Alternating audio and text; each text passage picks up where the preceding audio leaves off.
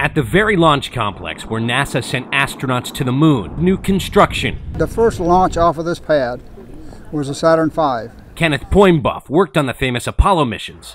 Roger, we got you. We're going out. This retired space program engineer is nostalgic. He's watching as workers outfit this launch pad for a new generation of rockets and missions. This place is history in the making, and it's not over yet. Ignition.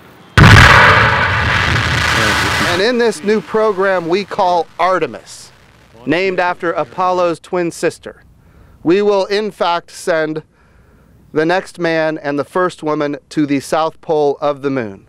There, NASA says its Artemis missions will harvest newly discovered water, fuel for missions to Mars. This time when we go to the moon, it will be sustainable. In other words, we're going to go to the moon to stay. And so everybody would normally be facing that way. T0, the rocket lifts off, and they swing this way to get a view of it. Throughout the Kennedy Space Center, there's anticipation.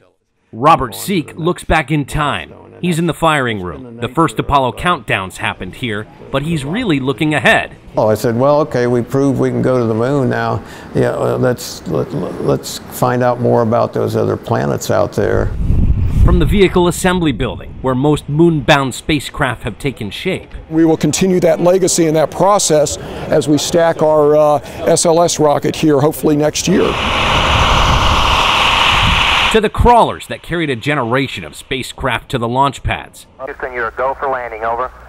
50 years after Neil Armstrong dropped down the ladder.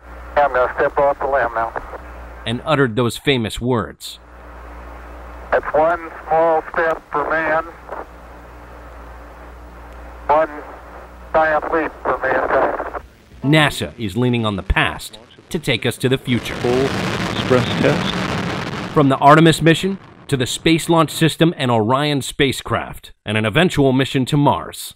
We did it. We, humanity, we humans have left the surface of this dinky little planet and gone elsewhere. The Apollo 11 astronaut joining a nation, closely watching as NASA ushers a new chapter of spaceflight. Josh Replogle, The Associated Press, Cape Canaveral, Florida.